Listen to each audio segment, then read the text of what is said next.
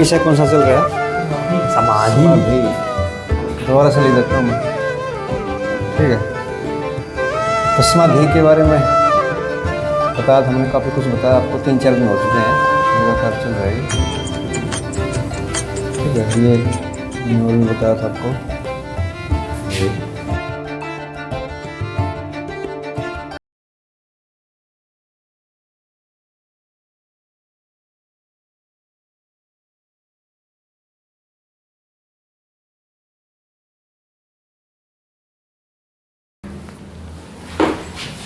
दो विरोधी स्थितियां आपके सामने होती हैं। आपके सामने दो विरोधी स्थितियां हैं। अब यही समता, देखो मैंने कल भी बता दी, ये समता के स्तर का ही होते हैं। ये समता भौतिक स्तर पर भी हो सकती है। भौतिक स्तर पर समता कौन सी होगी? जैसे सर्दी है, गर्मी है, ये दोनों में जो है अपने आप को सम बनाए रखना।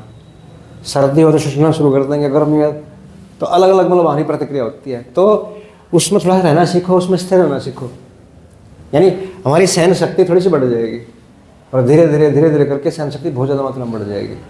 तो ये समता, तो समता एक जो है भौतिक स्तर की भी हो सकती है, एक समता जो है वैचारिक स्तर की भी हो सकती है। देखो आप विरोधी विचार जब हम सुनते हैं तो कितना गुस्सा आता है हमें। एक व्यक्ति हमारी प्रशंसा कर रहा है, थोड़ी देर में हमने हमारी बुराई करना शुरू कर दिया तो हमला कर देते हैं उसके ऊपर। हमारी प्रशंसा जब करता है तो बड़े खुश हो जाते हैं, अरे कितना बड़े एकदम, कितना बड़ा हूँ मैं। लेकिन उसी ने हमारी बुराई करना शुरू कर दिया, निंदा करना शुरू कर दिया, आलोचना करना शुरू कर दिया, चेहरा लाल हो जाएगा और भीतर से ऐसा का मार दो इसको। तो ये दोनों स्थितियां जो होती हैं, ये दोनों स्थितियों में अपने आप को सम बनाए रखना। दोनों स्थितियों में अपने आप को सम बनाए रखो। तो ये कौन सी हो जाएगी? वैचारिक क्षमता है। एक भावनात्मक क्षमता भी होती है। भाव, सेंटिमेंट्स हमारे जो होते हैं, हमारी भावनाएं जो होती हैं, भीतर होता नहीं, सुख की भावना है, दुख की भावना है, प्यार की भावना है, घृणा की भावना है। अब किसी ने प्यार से हमारे तरफ हाथ बढ़ाया तो बड़ा जो है खुश हो जाते हैं और सोचते हैं मुझसे भाग्यशाली दुनिया में कोई नहीं है। लेकिन थोड़ी देर में हमें पता लगे किसी व्यक्ति ने हमें जो है गाली दी या और कुछ किया, इतने हर्ट हो जाते हैं हम, इतने दुखी हो जाते हैं, इतने प्रताड़ित हो जाते हैं, अरे मेरा जीवन बेकार है, नरक में हूँ मैं, तो कुछ भी नहीं हूँ मैं, दुखी हो जाते हैं। तो दो विरोधी भाव जो है, उन दोनों विरोधी भावों में सम रहना, समान रहना। देखो राम का प्रसंग है, अभी सुना होगा आपने, राम के बारे में काफ़ी हल्ला मचा हुआ है। अब एक स्थिति तो वो होती है राम की एक स्थिति तो वो है जब उसको बनाया जा रहा है राजा, चक्रवर्ती सम्राट। अभी कुछ देर में तैयारियां चल रही हैं और जो उनका राजा अभिषेक हो जाएगा।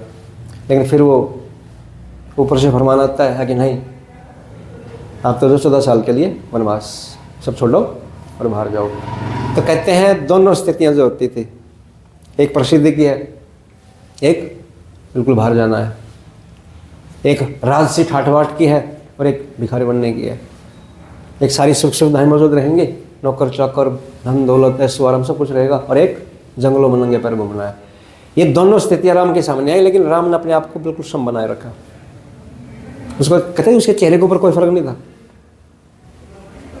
तो ये कौन सा हुआ? ये भावनात्मक स्तर के ऊपर अपने आप को सम बनाए रखना।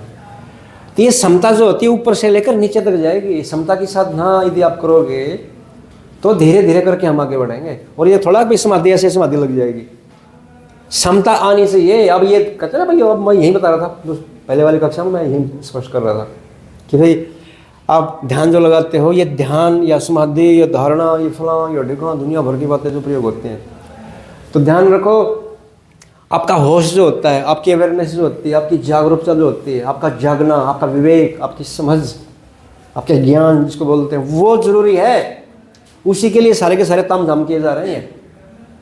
आप आसन करोगे, प्राणायाम करोगे, किसी गुरु के पास जाओगे, उसका शिष्य बनोगे, हैं, कोई ये करोगे, कहीं वो करोगे, दीक्षा लोगे, संन्यास लोगे, आशीर्वाद लोगे, शक्तिपात करवाओगे, फिर भी कुछ नहीं होता है। कोई कर्म योग है, कोई भक्ति योग है, कोई अष्टांग योग है, कोई तंत्र योग है, मंत्र योग है, सहज योग है, लय योग, तो क्या क्या योग करते हैं हम। वो सारा का सारा किस लिए है? वो ये सारा का सारा, ये सारी की सारी साधनाएं जो होती हैं, सारा का सारा योग जो आप कर रहे हो, वो केवल मात्र किसके लिए? होश, समता के लिए, होश के लिए, अवेयरनेस के लिए, जागरूकता के लिए, जगने के लिए। और यदि आपकी ये हिम्मत है, यदि आपका संकल्प इतना मजबूत है, आपकी विल पावर इतनी मजबूत है, तो कहते हैं एकदम से भी आ सकता है। ये कुछ करने की जरूरत नहीं है, और कोई उसके लिए ज्ञान योग का रास्ता होता है। अभी इसी पल भी जाग सकते हो आप। लेकिन हम इतनी आदत पड़ चुकी है हमारी, हमारा राग जो होता है ना भारी विषयों के प्रति, भारी विषय जो होते हैं उनके प्रति हमारा राग इतना मजबूत है, हम जिस भी चीज़ को देखते हैं ना उसी के होकर रह जाते हैं। किसी सुंदर लड़की को देखा वहीं खो जाते हैं, अपने आप को तो भूले हुए हैं, आँख के माध्यम से बाहर जा रहे हैं हम। कोई सुंदर फल देखा, खाना देखा, समोसे देखे, ये देखा, फला देखा, भाग लेते हैं उसकी तरफ। जीभ रस है, मधुर संगीत सुना, चल पड़ते हैं उसी तरफ। यानी भारी चीज़ों, ये 5 ज्ञान इंद्रिया जो होते हैं ये बाहर जाने के रास्ते हैं आपके, एक तरह से भीतर से बाहर जाने के रास्ते हैं, भटकाव के रास्ते हैं, संसार के भी नहीं, भीतर से बाहर जाते हो। यानी हम खुद को भूल जाते हैं। जब आप रूप को देखते हो, सुंदर चीज़ को देखते हो, आप सब सुंदर गुलाब को देखते हो, सुंदर लड़की को देखते हो, सुंदर पहाड़ों को देखते हो, बर्फ को देखते हो, तो उस वक्त क्या आपको अपनी याद होती है? खुद को भूल जाते हैं हम। वो सामने जो होता है उसी की याद रहती है, बस खुद की याद नहीं रहती। देख लो, या मधुर संगीत जब सुनते हैं तो संगीत में खो जाते हैं, अटैचमेंट इतनी हो, हमारा राग इतना है, उससे जुड़ाव इतना हो जाता है। भोजन से जुड़ जाते हैं, संगीत कानों से जुड़ जाते हैं, रूप होगा आंखों से जुड़ जाओगे। अच्छे अच्छे स्पर्श जो होते हैं, देखा स्पर्श में भी कितने भेद होते हैं। माँ का स्पर्श अलग है, पिता का स्पर्श अलग है, बहन का स्पर्श अलग है, पिताजी का स्पर्श अलग है, प्रेमिका का स्पर्श और दिव्य होता है, वो ही अलग है, हर स्पर्श अलग है। उस स्पर्श में ही खो जाते हैं हम और खुद का ख्याल ही नहीं रहता। तो ये अवेयरनेस जो होती है, ये सजगता, ये अवेयरनेस, ये जागरूकता हो सकती है, हर सबके भीतर है। ये संभावना सबके भीतर है। तो ये समाधि जो आपकी लगेगी, इसमें सम, मतलब बार बार समता की बात की जा रही है। वो लिखा भी हुआ था, सुखे दुखे इसमें कृत्वा है, लाभालाभ हो जाए, जो सुख है चाहे दुख हो दोनों में समान, लाभ हो चाहे हानि हो दोनों में समान, जय हो या पराजय हो दोनों में समान। तो धीरे धीरे ये करना यदि हम सीख लें, ये बाहरी प्रभाव जो होते हैं ना, ये हमें प्रभावित नहीं कर पाएंगे हम, और फिर इस संसार को और भी अच्छी तरह भोग पाएंगे हम। इसलिए योगी को क्या कहते हैं? योग, आम व्यक्ति तो योग, संसारी व्यक्ति तो योगी बनता है, लेकिन जो योगी जो हो जाता है भोग के माध्यम से, जो योग जो करता है वो तो कहते हैं महाभोगी है वो तो। अब होता है ना, किसी चीज की उपेक्षा नहीं करनी है मैं। अब मान लिया मैं सुंदर लड़की को देख रहा हूं, तो मैं कह रहा हूं भाई ध्यान से देखो, पूरे अवेयर हो गए, देखो आप पूरे सजग होकर उसको, उसका अवलोकन करो। तो इसमें ये तो नहीं कहा जा रहा ना कि भाई ये लड़की गलत है, या किसी फूल को देख रहा हूं मैं ये तो नहीं कह रहा मैं फूल गलत है या फूल की तरफ देखना गलत है, नहीं, ऐसा नहीं है। बस जब आप आंखों का प्रयोग कर रहे हो होशपूर्ण, जब आप कान का प्रयोग कर रहे हो होशपूर्ण, जब जीभ का प्रयोग कर रहे हो होशपूर्ण, जब आप अपनी त्वचा का प्रयोग कर रहे हो होशपूर्ण, जब अपनी नाक का प्रयोग कर रहे हो होशपूर्ण। देखा नहीं कोई आपके आसपास बैठा है, किसी ने बिना बिना जो है वो इतर लगा रखा, क्या मदमस्त खो जाते हो आप उसी में, और खुद का ख्याल ही नहीं रहता।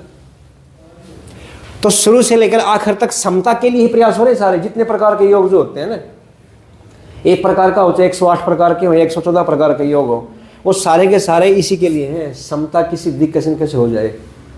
वो समता की सिद्धि को ही हम ये कहते हैं, हमने अपने आत्म स्वरूप को प्राप्त कर लिया, अपने आत्म स्वरूप को जान लिया, खुद को जान लिया, आत्म ज्ञान कर लिया, आत्म का साक्षात कर लिया, सेल्फ रियलाइजेशन कर लिया, समाधि लग चुकी हमारी, परमात्मा से हमारा मिलन हुआ, हमारी मुक्ति हुई, निर्वाण हुआ, अपवर्ग हुआ, मोक्ष हुआ, है ये सारे उसी के हैं। कैवल्य हुआ, कैवल्य अवस्था को प्राप्त किया हमने, वही है सारा का सारा, ये अलग से कुछ नहीं है।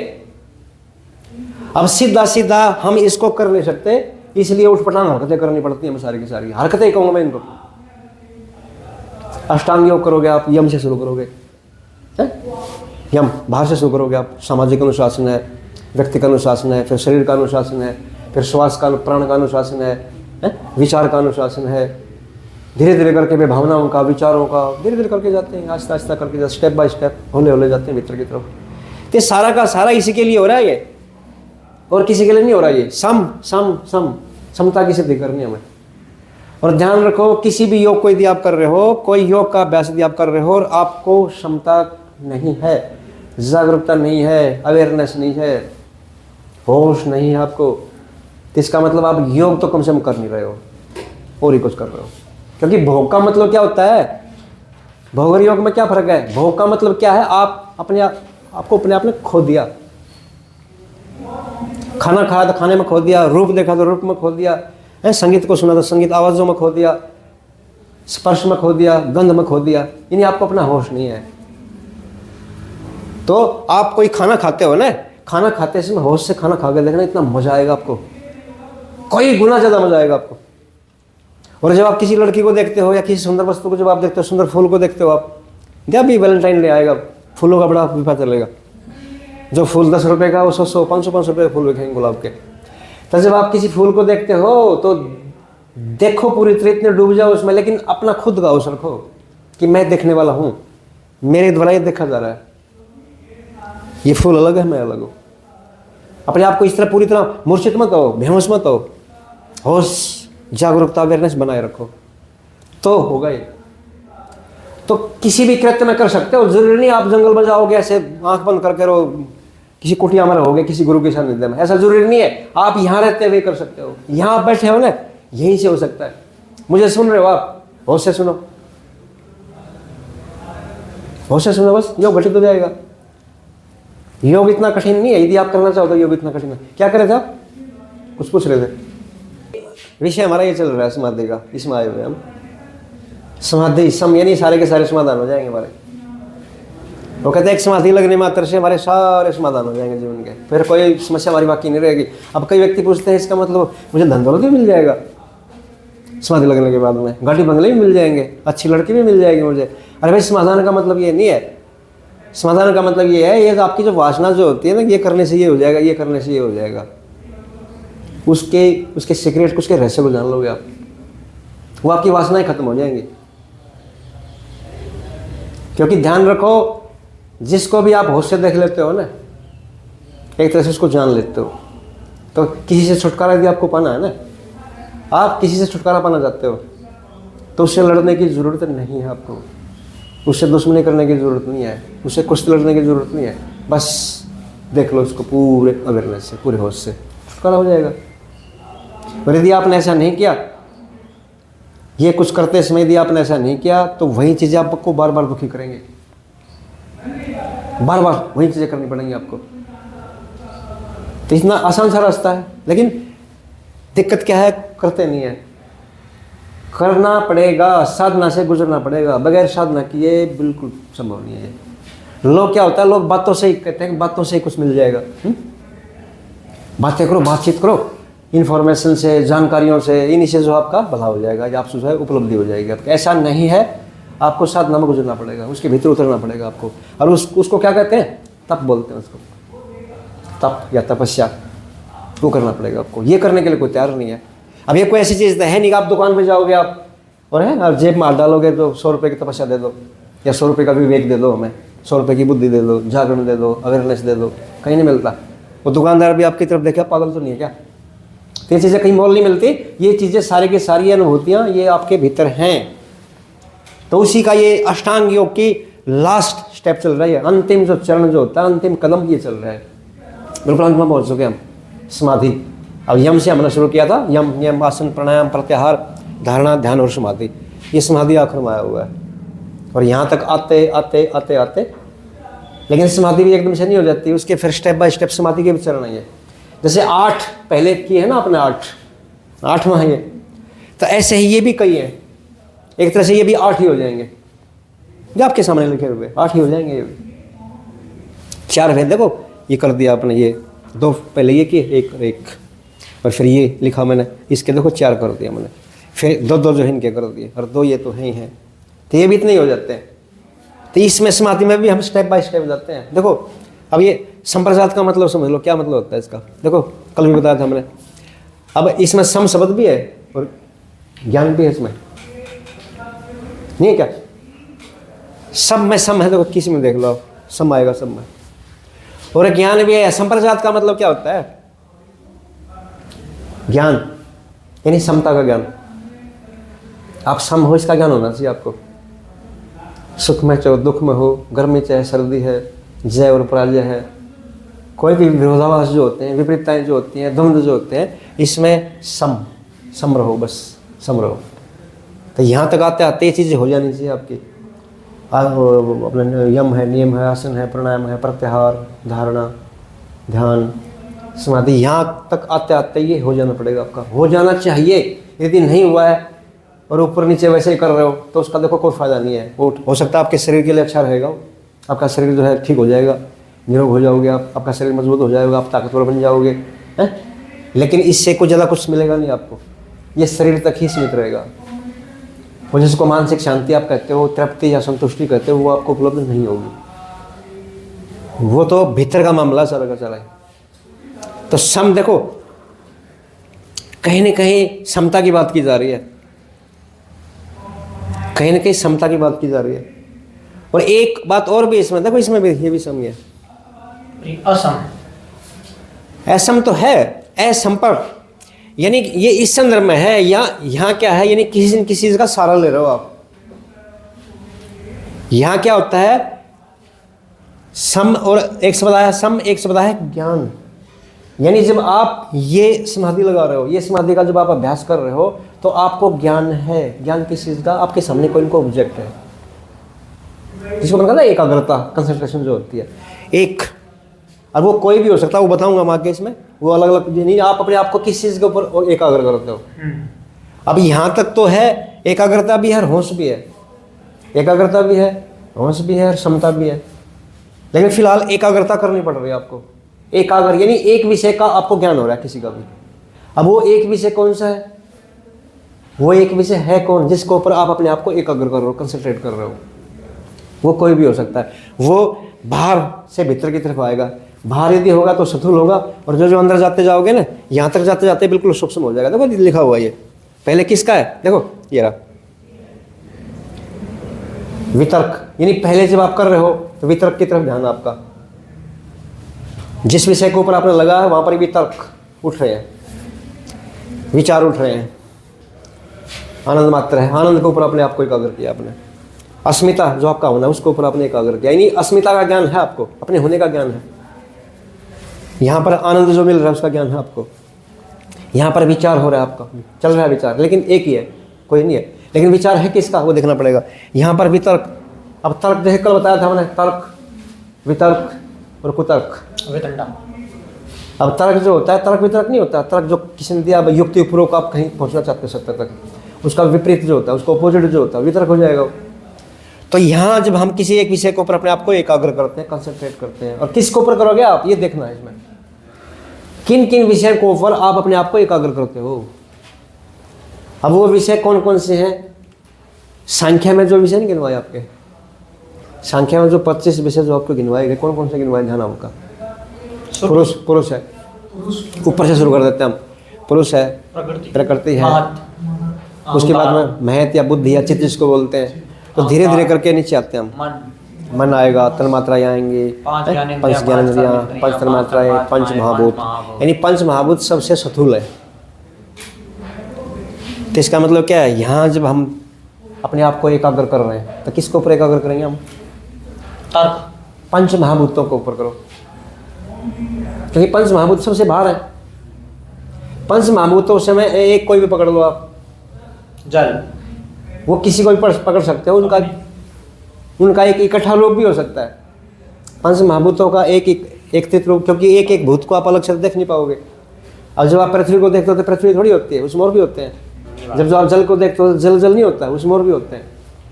और जब आप हवा को जब आप महसूस करते हो तो उसमें हो सकता है और भी चीज़ें होंगी। तो अकेले इनका समग्र के रूप जो होता है, तो इसका कहने का आशय है कि बाहर से भीतर की तरफ धीरे धीरे करके जा रहे हैं हम। अब मान लिया आप यहाँ तक आ जाओगे, अस्मिता का मतलब क्या होता है, अपना आपका खुद का, यानी मैं अपने आप को जो मानता हूँ।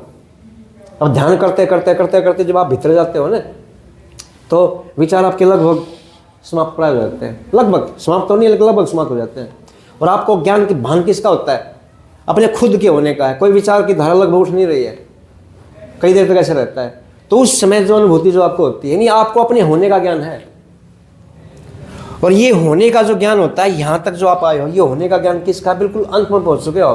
कहाँ, देखो संख्या में जो गिनवाई है, पुरुष है, प्रकृति, और प्रकृति टूटी फिर वो चित्त या महद या महतत्व जिसको बोलते हैं आप, बुद्धि जो बोलते हैं, यानी वहाँ जो हलचल जो होती है, फिर से तीन जो बनते हैं, कौन बनते हैं तीन, सत्व, रज और तम जो बनते हैं। तो उसमें सत्व की प्रधानता है, जिस चित्त में, जिस बुद्धि में, जिस महत्व में सत्व की प्रधानता है, सत्व की प्रधानता। क्योंकि सत्व की प्रधानता जिस बुद्धि में है, उसी बुद्धि में वो जो पुरुष जो होता है उसका प्रतिबिंब पड़ता है। वो बिल्कुल स्वच्छ होता है, उस वक्त बुद्धि पूरी स्वच्छ होती है, क्योंकि सतो प्रधान हो, पूरी शीशे की तरह, दर्पण की तरह होती है वो। तो वो अपने आप को जो उस बुद्धि में जो देखता है, और वो अपने आप को क्या मानता है कि मैं ऐसा, मैं ऐसा, उसको जो अपना ज्ञान जो होता है कि मैं ये हूँ, वो अनुभूति जो होती है, लेकिन उसमें सत्व की प्रधानता है। वहाँ जो समाधि लगती है वो अस्मितानुगत है। क्या बोलोगे उसको? अस्मितानुगत संप्रजात समाधि। अस्मितानुगत संप्रज्ञात समाधि। उससे पहले फिर ये आनंदानुगत है। ठीक उससे पहले वो जब आपने ऐसा कर रखा है तो आपको आनंद महसूस हो रहा है, मतलब सुख महसूस हो रहा है भीतर भीतर। सुख है। अब सुख शब्द का प्रयोग खैर मजबूरी है करना, लेकिन सुख नहीं होता, आनंद टाइप से होता है, क्योंकि सुख का तो विरोधी दुख भी होता है। तो एक आनंद ही होता है, एक अभाव ऐसा होता है, सर फैलते हो आप, एक तरह से खिल जाते हो फूल की तरह। तो वो समाधि जो होती है आनंदानुगत संप्रदात समाधि बोलते हैं उसको। और ठीक उससे पहले विचारानुगत, यानी एक विचार प्रधान होता है आपका, एक विचार आपका प्रधान होता है किसी, उसी को ऊपर आप लगातार करते हो आप, तो विचारानुगत संप्रदात समाधि हो जाएगी। और इससे पहले भी जब आओगे तो इसमें जो भी विषय जो भी चल रहा है उसमें तर्क भी होता है, वितर्क भी होता है। वितर्कानुगत इसीलिए था ना, एक कोई जिक्र किया, एक को वर्णन किया, उसका ऑपोजिट भी होता है। क्योंकि तर्क जब आप करते हो, तर्क वितर्क जब आप करते हो, संवाद किसी से आप जो करते हो, किसी ने कुछ कहा, उसके ऑपोजिट में दूसरा भी कुछ कहेगा, वितर्क, तो वो वितर्क किस में होते हैं? वितर्क उठते रहते हैं। कोई भी अनुभूति जब आपको होती है, कोई अनुभव जब आपको होता है, तो उसका ऑपोजिट आता रहता है, उसका विरोधी आता रहता है। तो वितर्क उठते, यहाँ वितर्क उठते रहते हैं, लेकिन वो रहेंगे एक के बारे में, जिसके ऊपर आपने कंसंट्रेट अपने आप को किया, जिसके ऊपर आपने एकाग्र किया, उसके संबंध में ही उठते रहेंगे वो लगातार, और नहीं आएगा, विषय एक ही रहेगा वो, क्योंकि आपने अपने आप को एक विषय के ऊपर ही कंसंट्रेट किया है। और वो कौन सा? पंच महाभूत जैसे होते हैं, वो पंच महाभूतों में से ही किसी में अपने आप को कंसंट्रेट किया, आपने एकाग्र किया, आपने उसी के ऊपर आपने धारणा की है। ये नहीं कि एक विषय फिर दूसरा फिर तीसरा फिर चौथा, ऐसे विषयों को बदलोगे नहीं आप, विषय एक ही रहेगा आपका, विषय एक ही रहेगा जिसके ऊपर आपने धारणा की है, वो एक ही विषय रहेगा लगातार, उसी के बारे में वितर्क उठेंगे और कोई विषय नहीं आएगा आपका। तो यहाँ क्या होता है? वितर्क उठते रहते हैं, यहाँ विचार एक प्रधान होता है, यहाँ आनंद और यहाँ अस्मिता होती है। पर गुरु जी जो उसमें है ना सवितर्क और निर्वितर्क, तो उसमें सवितर्क क्या है? उसमें अच्छे तर्क आएंगे क्या? अब इसमें ये स्थिति इसी की होती है। इसमें क्या होता है? ये वितर्क जो उठ रहा है ना, अब इसके दो भाग जो किए हैं, अब ये वितर्क होता है इसमें, यानी तर्क का विपरीत, तर्क के जवाब में जो कहा जा रहा है उससे ही तो होती है, ये केवल उससे ही तो होती है, लेकिन इसमें वो भी नहीं रहता है। इसकी भी दो स्टेज हो जाएंगे ना। बिल्कुल बिल्कुल। पहली स्टेज इसकी ये है जिसमें मात्र वितर्क होता है, ये नहीं, और इसमें क्या होता है वो भी नहीं रहता है। और ये जब आप कर लोगे तो फिर इसमें जाओगे आप। अभी भीतर की भाव दशाएं हैं आहिस्ता आहिस्ता करके, यानी कहने का से क्या, बाहर से भीतर की तरफ जाते हैं हम, स्थूल से सूक्ष्म की तरफ जाते हैं हमारे। लेकिन ध्यान रखना, विषय जिसके ऊपर आपने कंसंट्रेट किया वो विषय एक ही रहेगा, विषय बदलेंगे नहीं। आपका मन ये नहीं उछलता रहेगा, कभी पेड़ के ऊपर गया, कभी जो वृक्ष के ऊपर गया, किसी लड़की के ऊपर गया, उसके ऊपर, ऐसा कूदता नहीं रहेगा, छलांग नहीं मारता रहेगा बंदर की तरह, एक विषय के ऊपर रहेगा। और यही साधना है, एक वहीं जो आपने चुनाव कर लिया एक बार उसी के ऊपर रहेगा। और ये करने के बाद में फिर देखो, इसमें पूरे के पूरे में जो होता है संप्रदात, इसमें किसी न किसी का ज्ञान हो रहा है आपको, इसलिए इसको संप्रदात कहा गया। समता भी है, होश भी है, ज्ञान भी है, अवेयरनेस भी है। यदि ये नहीं आएगी तो फिर समाधि वगैरह कुछ नहीं है। और ये यदि आप कर लेते हो पूरी, तो फिर इसमें जाता है, देखो इसमें असंप्रदात लिखा हुआ है, ए लगा दिया इसमें, वो जो चीज़ें इसमें नहीं वो इसमें नहीं है, जो इसमें है वो इसमें नहीं है। इसमें आपको ज्ञान नहीं होता, कोई ऑब्जेक्ट नहीं आपके सामने है। ध्यान रखो क्या कर रहा हूं मैं, यहाँ कोई न कोई आपके सामने है जिसके ऊपर आप अपने आप को कंसंट्रेट करते हो। इनमें संप्रदात समाधि और इसके जो भेद जो होते हैं, इनमें जिस विषय के ऊपर आप अपने आप को एकाग्र करते हो, या जिस विषय की आप धारणा करते हो और लगातार उसी के ऊपर ध्यान करते हो, उसमें कोई न कोई विषय आपके सामने होता है। हाँ, लेकिन एक ही होता है वो, कोई भी सुन लो वो एक ही होता है वो। और वो एक विषय भी जो है स्थूल से सूक्ष्म होता जाएगा। देखो ये 4 प्रकार के जो गिनवाए गए हैं, स्थूल से सूक्ष्म सूक्ष्म सूक्ष्म। अब ये अस्मितानुगत जो होते हैं, इस बहुत सूक्ष्म है, आपका खुद का जो होना है बस वो बचा हुआ है। कई बार आपको ऐसा महसूस, जब आप खुश होते हो, किसी पहाड़ के ऊपर गए हो आप, या कोई नया बर्फ वगैरह देखी आपने, कोई एक ऐसा दृश्य देखा आपने, या बारिश आ रही है, इंद्रधनुष खिला हुआ है, एक पल भर के लिए आपके पास है जो आप महसूस करते हैं ऐसा, भीतर बस मैं हूँ अकेला और कोई भी नहीं है, और वो एक दिन से टूट जाता है। वो उसकी झलक तो मिलती है, हर व्यक्ति को मिलती है उसकी, लेकिन वो पल भर के लिए होती है, उसको पकड़ नहीं पाते हम। उसी का विस्तार हो जाएगा पूरा का पूरा, वहीं पूरा विस्तार हो जाएगा, आपको ऊपर छा जाएगी। लेकिन इसमें एकाग्रता भी होती है, साथ में होश भी होता है। यदि आप मात्र एकाग्र ही रहे तो फिर रास्ता दूसरा बदल जाएगा आपका। ये लगभग जो योग वगैरह जो करवाते हैं ना, उसमें एकाग्रता के ऊपर जोर है उनका, होश के ऊपर जोर नहीं बिल्कुल भी। एकाग्रता होते गए तो एकाग्र होने से क्या होता है, ध्यान रखो, यदि आप एकाग्रता का ही अभ्यास करते रहे तो आपको सिद्धियां मिलेंगी, शक्तियां जागेंगी आपकी, आप जो एक अच्छे से महबूब बन सकते हो। ये समझ जो करते हैं लोगों को, आपके पास इतनी शक्ति इकट्ठी हो जाएगी, आप किसी दूसरे के ऊपर भी दे सकते हो, एक झाड़ फूक वाले भी बन सकते हो आप, एक अच्छे जादूगर भी बन सकते हो आप, है एक अच्छे, यानी दूसरे के ऊपर हमलावर जैसे होते हैं, ऐसा कुछ भी हो सकता है। आप किसी विषय का गहन ज्ञान भी प्राप्त कर सकते हो, आप बहुत बड़े ज्ञानी बन सकते हो। आप ज्ञानी कौन सा, शब्दों का ज्ञानी, ये सूचनाएं जो होती हैं, जानकारियाँ जो होती हैं, उनके बहुत बड़े ज्ञानी बन सकते हो, क्योंकि जिसके ऊपर भी आप अपने आप को एकाग्र करके वो विषय अपने रहस्य खोलना शुरू कर देता है। तो बड़े बड़े वैज्ञानिक जो होते हैं ना, बड़े बड़े साइंटिस्ट हैं, कलाकार हैं, चित्रकार हैं, ये है वो है, वो सारे के सारे यही तो करते हैं, इसी की झलक होती है उनके पास में, जाने अनजाने यही तो होता है सारा का सारा। लेकिन एक चीज़ से चूक जाते हैं, यदि इसके साथ में अवेयरनेस का भी ख्याल रखें, थोड़ा सा अवेयरनेस भी होनी चाहिए। यदि इसके साथ में अवेयरनेस नहीं बढ़ेगी तो आपके पास ताकत आएगी, केवल ताकत आएगी, शक्ति आएगी, और उससे क्या होता है, ताकत अकेली जब आती है तो क्या होता है, विध्वंसक होती है, विनाश करती है ताकत अकेली। तो अकेली ताकत, अकेली शक्ति, अकेली पावर जो है आपको बिगाड़ेगी, आपका सत्यानाश करेगी।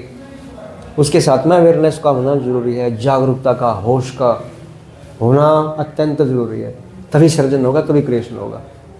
तो यहाँ ऐसे लोगों की ज़रूरत है। अब देखो एक साइंटिस्ट देख लो, देखो एग्जाम उदाहरण लो आप, एक साइंटिस्ट के पास जो एकाग्रता है और उसने क्या क्या खोज नहीं की, कितने घातक हथियार बना रखे हैं। अब एकाग्रता तो है, कंसंट्रेशन तो है, धारणा तो है, लेकिन उसके साथ में होश नहीं है, इसलिए हथियारों का दुरुपयोग हो रहा है। यदि उसी वैज्ञानिक को साथ में होश भी यदि होता तो वैसा ना करता। और यार अगर नथु खैरे जो नेता जो होते हैं ना, इनके हाथ में हथियारों को ना सौंपता, अब वही नेता हथियारों का प्रयोग करते हैं, कितना विनाश होता है। तो उन व्यक्तियों के हाथ में शक्ति का आ जाना बड़ा खतरनाक है, जिनके पास होश नहीं है।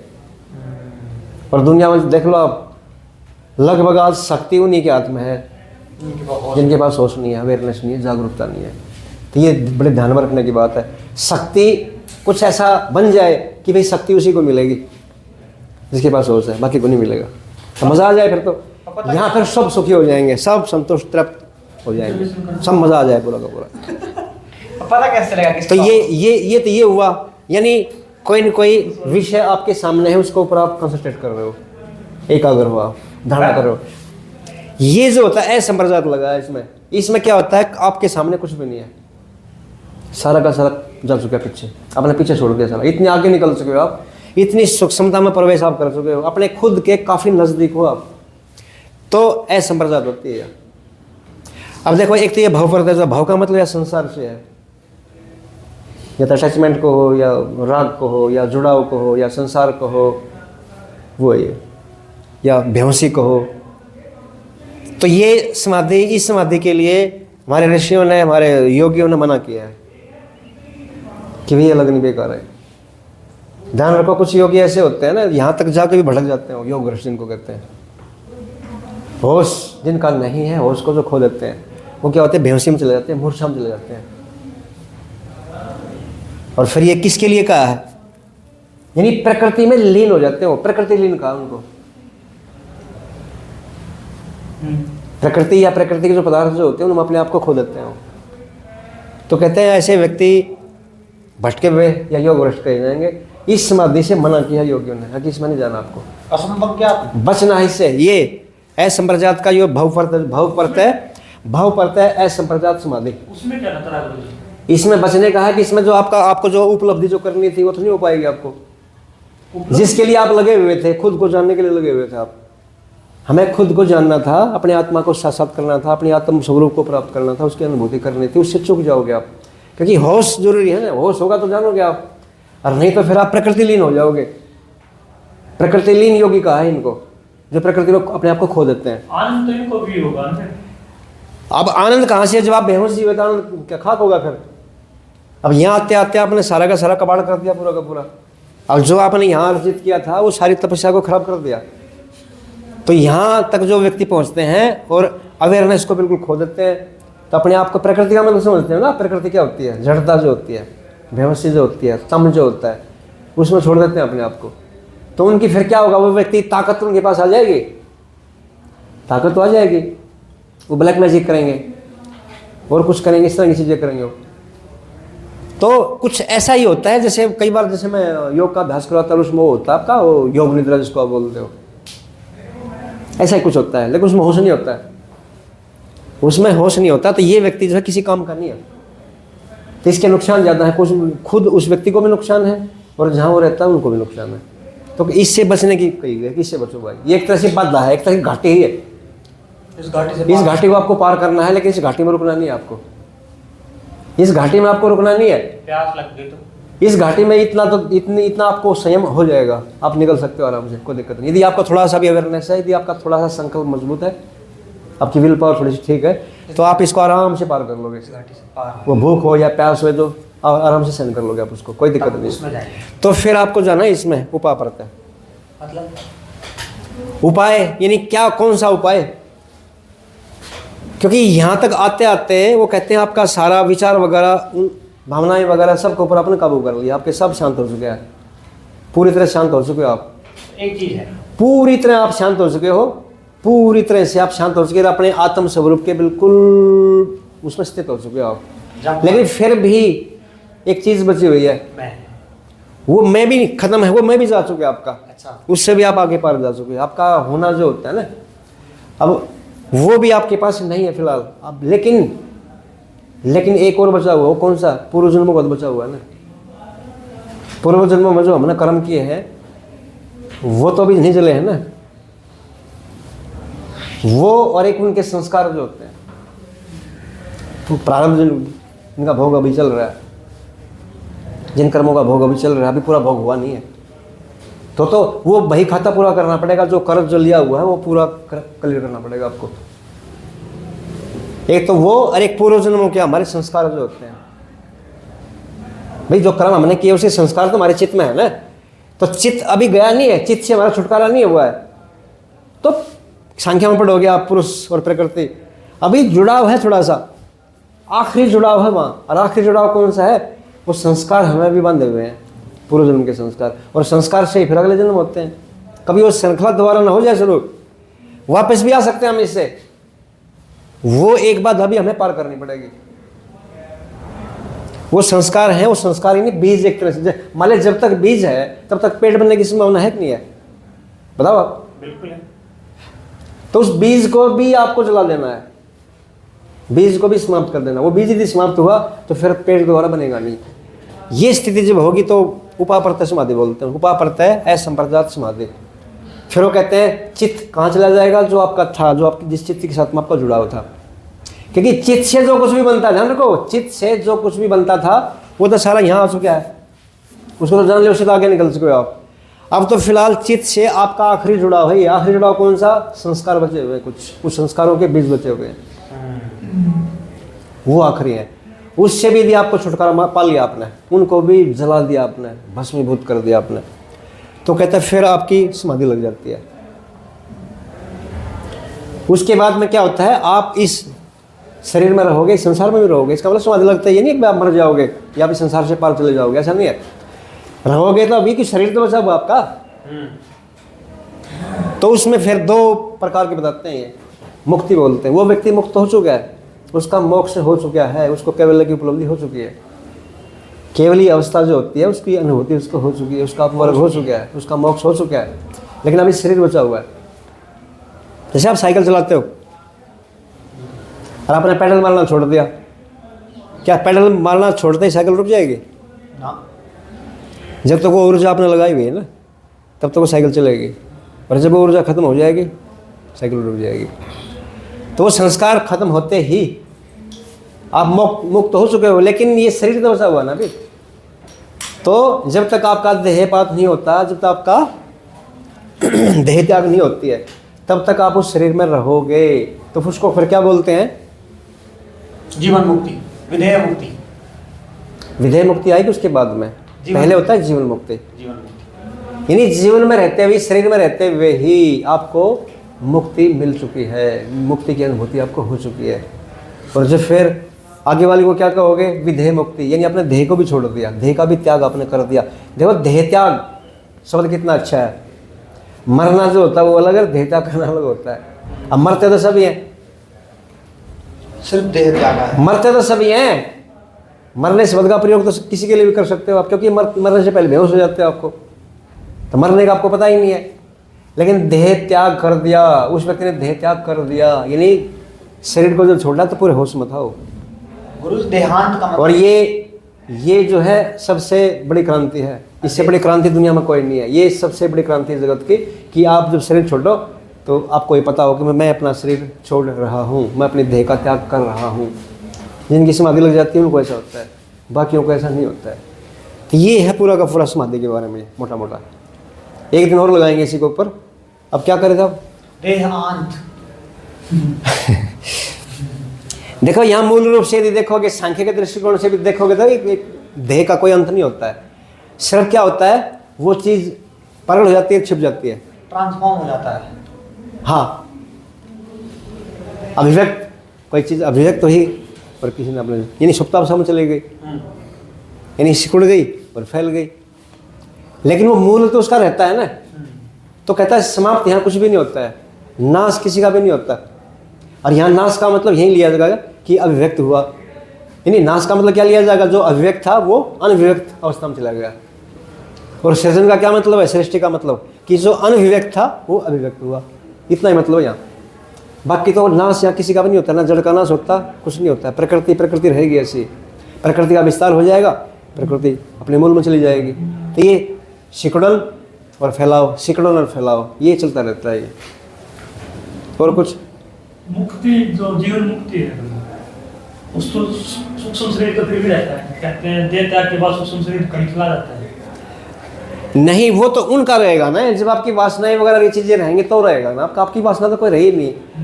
और आपका स्थूल शरीर है, उसके बाद में जैसे आपका सूक्ष्म शरीर है, उसके बाद में आपका कारण शरीर है, तो उसमें तीनों शरीरों का ही नाश हो जाता है। इसका भी हो जाएगा कि इसको तो छोड़ दोगे आप, इसका दाह संस्कार कर देंगे तो पंच तत्व, पंच महाभूत जो होते हैं, पंच महाभूत में शामिल हो जाएंगे और प्रकृति में चले जाएंगे आखिर में।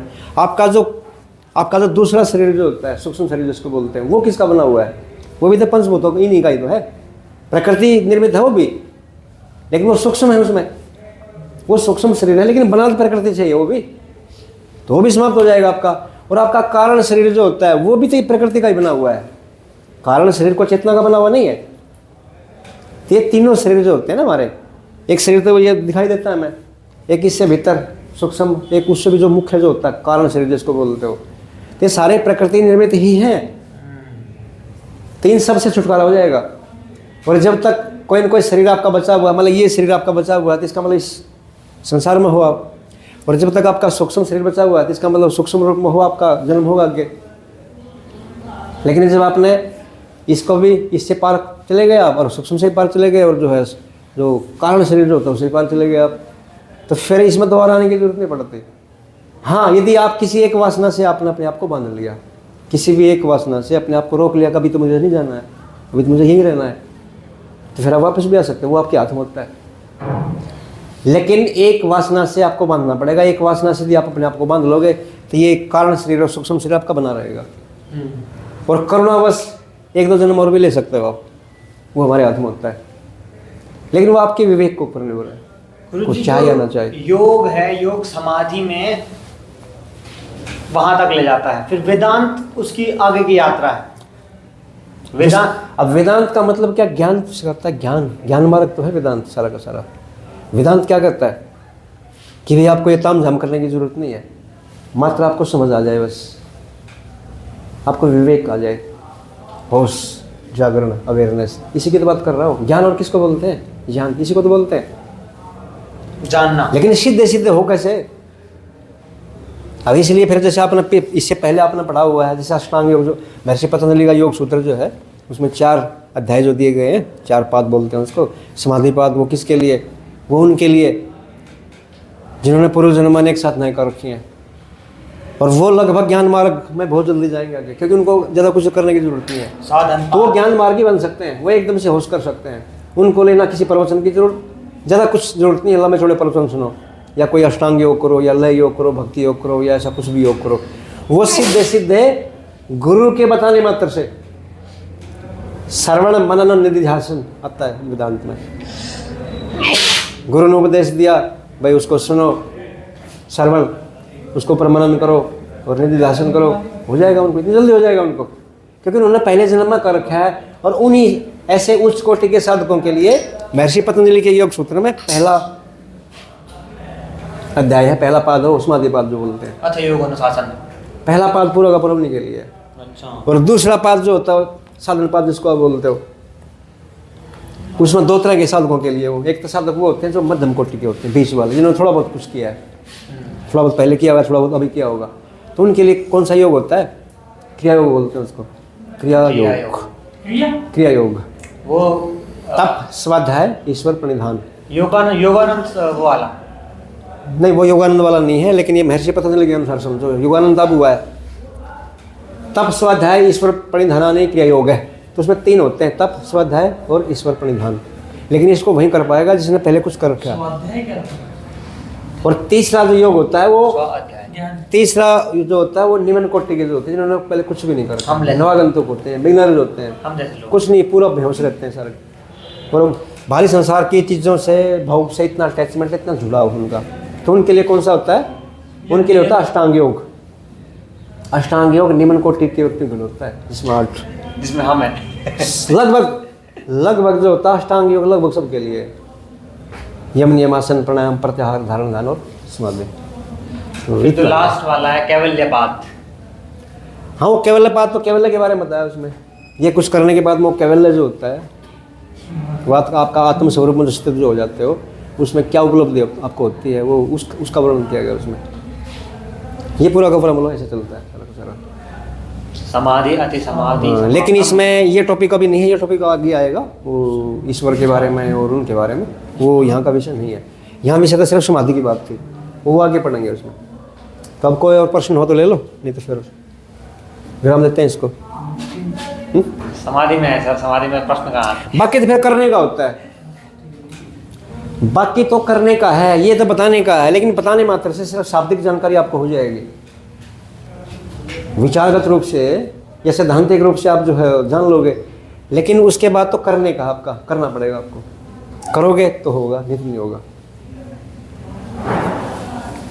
अब करने के लिए आपको समय देना पड़ेगा, उसके लिए तपस्या करनी पड़ेगी आपको। वो तपस्या आप यहाँ रहते हुए कर सकते हो, वो अभी जस्ट अभी भी शुरू कर सकते हो आप। अब कोई भी कृत्य जो होता है ये उनको ज्ञान योग हो जाएगा। आप जो होश में करो, जो कुछ भी करो, जैसे पेन मार रहे हो आपको पता होना चाहिए पेन मार रहा हूँ मैं, तो आपको इस चीज़ का ज्ञान रहना चाहिए पूरा होश में। अब ये जैसे बैठा है तो ये होश, पूरा होश में पैर ला रहे होते ये भी होश में, हंस रहे होते ये भी होश में, यानी मेरे माध्यम से ये सब हो रहा है, मुझे इसका पता है। एक एक एक्टिविटी जो होती है, एक एक छोटी या बड़ी जितनी भी होती है, हर उसके प्रति में सजग, पूरी सजगता। वो चाहे शरीर की गतिविधियाँ हों या मन की हों या विचारों की हों या भावनाओं की हों, हर गतिविधि के प्रति पूरा होश। गुरुजी, कृष्णमूर्ति का जो चॉइसलेस अवेयरनेस है यही वाला है? हाँ, ये वही है, ये वेदांत की बात कर रहे हो। कृष्णमूर्ति उस अंतिम अवस्था का ही जिक्र कर रहे हैं जिसका वेदांत जिक्र करता है या जिसका अष्टावक्र जिक्र करता है, उसी का बात कर रहे हो, उसी का जिक्र हो रहा है सारा वो। लेकिन हर व्यक्ति के लिए वो शिक्षाएं ठीक नहीं है ना। जिन्होंने अभी पहला चरण भी कदम भी नहीं रखा है, उनके लिए आप जो है वो बताओगे, आप तो किसी काम का नहीं हो। इसलिए कृष्णमूर्ति जैसे लोगों के फिर वो ज़्यादा फॉलोवर भी नहीं है, क्योंकि वहाँ पहले पहुँचो तो तभी तो आपके लिए वो शिक्षाएँ होंगी। तो कृष्णमूर्ति की शिक्षाएँ जो होती हैं आम आदमी के लगभग काम की नहीं है, क्योंकि एकदम से अवेयर नहीं हो पाता हो, सजग नहीं हो पाता हो। इसलिए फिर ये सारा ताम झाम करना पड़ता है भाई, अष्टांग योग करो, कोई लय योग करो, कोई भक्ति योग करो, कोई कर्म योग करो, ये कोई योग करो, फला योग करो, ढिंगा योग करो, वो चलते रहते सर, इसलिए होते हैं गुरु जी तो ताकि आप उसी के ऊपर पहुंच जाओ, उस वेदांत के ऊपर पहुंच जाओ आप। इसलिए तो षड दर्शन में वेदांत सबसे आखिरी है, हाँ हाँ हाँ सही बात है मीमांसा सबसे पहले है।